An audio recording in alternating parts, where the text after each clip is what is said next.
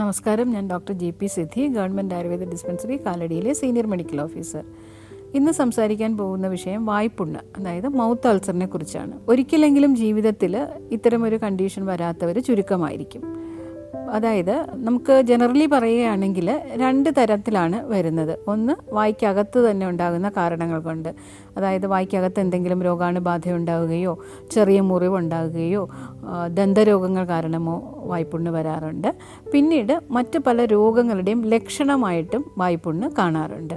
സാധാരണ ചെറിയ കുഞ്ഞുങ്ങളിലൊക്കെ വായിൽ കാണുന്ന പൂപ്പൽ, അത് കൃത്യമായി ചികിത്സിക്കാതിരിക്കുക, കൃത്യസമയത്ത് മാനേജ് ചെയ്യാതിരിക്കുക, പല്ലിലുണ്ടാകുന്ന ആരോഗ്യ പ്രശ്നങ്ങൾ കൃത്യസമയത്ത് ചികിത്സിക്കാതിരുന്നാലൊക്കെ ആ രോഗാണു പിന്നീട് നമ്മുടെ ഓറൽ ക്യാവിറ്റിയെയും ഓറൽ മ്യൂക്കോസയൊക്കെ ബാധിച്ച് സമയത്ത് ചികിത്സിക്കാതെ വരുമ്പോഴത്തേന് അത് അൾസറായി മാറാറുണ്ട്.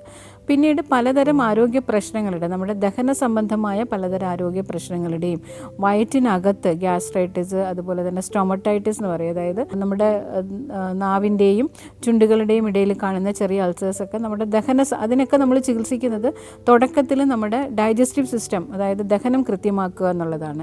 നമ്മുടെ ദഹനത്തിൽ വരുന്ന എന്തെങ്കിലും കേടുപാട്, ഇത് ക്രമക്കേട് കൊണ്ടിട്ട് മൗത്ത് അൾസേഴ്സ് വരാറുണ്ട്. പിന്നെ ഈവൻ നമ്മുടെ അർബുദത്തിൻ്റെ തുടക്ക ലക്ഷണമായിട്ടുമൊക്കെ മൗത്ത് അൾസർ കാണാറുണ്ട്. പലരും വളരെയധികം ശ്രദ്ധ കൊടുക്കാതെ എന്തെങ്കിലും, അതായത് ഈ ചെറിയ ചെറിയ അൾസേഴ്സ്, വളരെ നേർത്ത സ്ഥലമാണ് നമ്മുടെ ഓറൽ ക്യാവിറ്റിയിലെ മ്യൂക്കോസ എന്ന് പറയുന്നത്. അപ്പോൾ ചെറിയൊരു പല്ല് കേട് വന്നിട്ടോ അല്ലെങ്കിൽ പല്ല് പൊടിഞ്ഞോ പോയിട്ടൊക്കെ പല്ല് ഇടയ്ക്കിടയ്ക്ക് അവിടെ തട്ടിയിട്ട് ഒരഞ്ഞൊരഞ്ഞ് നമ്മൾ സാധാരണ ചെറിയ ചെറിയ എന്തെങ്കിലും മാനേജ്മെൻറ്റ് കൊണ്ടിട്ട് അതങ്ങ് ചെയ്യും. ഒരു സീരിയസ്നെസ് കൊടുക്കാതെയൊക്കെ ഇരുന്നാൽ ദീർഘനാൾ അങ്ങനെ ഒരഞ്ഞൊരഞ്ഞ് അത് ആ മൗത്ത് അൾസർ, ഈവൻ അത് ക്യാൻസറസ് ഒക്കെ ആവാൻ തന്നെ സാധ്യതയുണ്ട്. അപ്പോൾ നമ്മൾ ശ്രദ്ധിക്കാനുള്ളത്, മൗത്ത് അൾസർ വന്നു കഴിഞ്ഞാൽ തുടക്കത്തിലേ തന്നെ ചികിത്സിക്കുക, അതിൻ്റെ കാരണം മനസ്സിലാക്കി ചികിത്സിക്കുക എന്നുള്ളതാണ്. കുട്ടികളിലാണെങ്കിൽ ഈ പറഞ്ഞ പോലെ പൂപ്പൽ ബാധ, കുപ്പിപ്പാലൊക്കെ കുടിക്കുന്ന കുഞ്ഞുങ്ങളാണെങ്കിൽ അതുകൊണ്ട് ഉണ്ടാവുന്ന ഫംഗൽ പൂപ്പൽ ബാധയൊക്കെയാണ്. അത് ചികിത്സിക്കാതെ വരികയും നാവിലെയും നമ്മുടെ ഓറൽ ക്യാവിറ്റിയിലേക്ക് മ്യൂക്കോസയൊക്കെ അത് അഫക്റ്റ് ചെയ്യാൻ സാധ്യതയുണ്ട്. നമ്മൾ കഴിക്കുന്ന ആഹാരത്തിൽ അയണിൻ്റെ ഡെഫിഷ്യൻസി വരിക, വൈറ്റമിൻ ഡെഫിഷ്യൻസി വരിക, ഇതൊക്കെ മൗത്ത് അൾസേഴ്സിന് ആയിട്ട് ലക്ഷണങ്ങൾ കാണാറുണ്ട്. ആയുർവേദത്തിൽ മൗത്ത് അൾസേഴ്സിനെ ചികിത്സിക്കുമ്പോൾ തുടക്കത്തിൽ നമ്മൾ കബളം എന്ന് പറയുന്നൊരു ചികിത്സാക്രമമാണ് ചെയ്യുന്നത്. അതായത് കവിളിൽ ഔഷധം കൊണ്ട് കുറച്ച് നേരം നിൽക്കുക. അതുകൊണ്ട് അത് മൗത്ത് അൾസേഴ്സ് ഹീല് ചെയ്യുന്നതിനും എന്തെങ്കിലും രോഗാണു ബാധ കൊണ്ടാണ് ഉണ്ടാകുന്നതെങ്കിൽ അത് ക്യൂർ ചെയ്യുന്നതിന് വേണ്ടിയിട്ടാണ് സാധാരണ അത് ചെയ്യുന്നത്. സാധാരണ നമ്മൾ ഉപയോഗിക്കാറ് മൗത്ത് അൾസേഴ്സിന് ത്രിഫല ചൂർണം മോരിലോ തേനിലോ അത് നന്നായി മിക്സ് ചെയ്തിട്ട് കവിൾ കൊള്ളുകയാണ് ചെയ്യുന്നത്. വീണ്ടും ആരോഗ്യ പ്രശ്നങ്ങൾ കുറച്ചുകൂടി തീവ്രമായി വരികയാണെങ്കിൽ അരിമേദാദി പോലുള്ള തൈലങ്ങളൊക്കെ തുടക്കത്തിൽ മൗത്ത് അൾസേഴ്സ് നമ്മൾ ട്രീറ്റ് ചെയ്യാൻ ഉപയോഗിക്കാറുണ്ട്.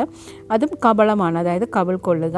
ത്രിഫല ചൂർണം മോരിൽ ചേർത്തിട്ട് ഉള്ളിൽ കഴിക്കുന്നതും ദഹന സംബന്ധമായ പ്രശ്നങ്ങൾ മാറ്റുന്നതിനും മൗത്ത് അൾസേഴ്സ് കുറയ്ക്കുന്നതിനും സഹായിക്കും. ഈ ത്രിഫല ചൂർണം തന്നെ വൈറ്റമിൻ റിച്ച് ആണ്, അതുകൊണ്ട് വൈറ്റമിൻ ഡെഫിഷ്യൻസി മാനേജ് ചെയ്യുന്നതിനും ത്രിഫല ചൂർണത്തിൻ്റെ ഉപയോഗം ഫലപ്രദമാണ്.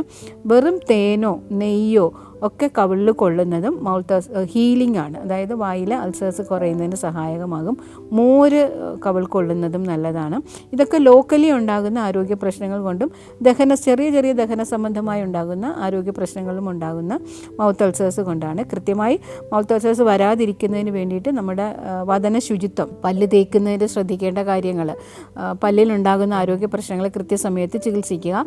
ചെറിയ ചെറിയ വ്രണങ്ങൾ, അതായത് മൗത്ത് അൾസേഴ്സ് തുടക്കത്തിൽ തന്നെ ചികിത്സിക്കുക.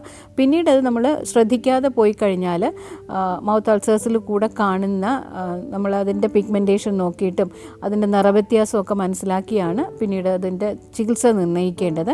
അങ്ങനെയാണെങ്കിൽ കൃത്യമായ പരിശോധനകൾ നടത്തി അത് അർബുദകാരകമല്ല എന്ന് മനസ്സിലാക്കി വേണം ചികിത്സിക്കേണ്ടത്. ഇൻറ്റേർണൽ മെഡിസിൻസിനും അതുപോലെ ഈ പറഞ്ഞ കബളം പോലുള്ള ചികിത്സയ്ക്കും ആയുർവേദത്തിൽ വളരെയധികം പ്രാധാന്യമുണ്ട് മൗത്ത് അൾസർ മാനേജ്മെൻറ്റിന്.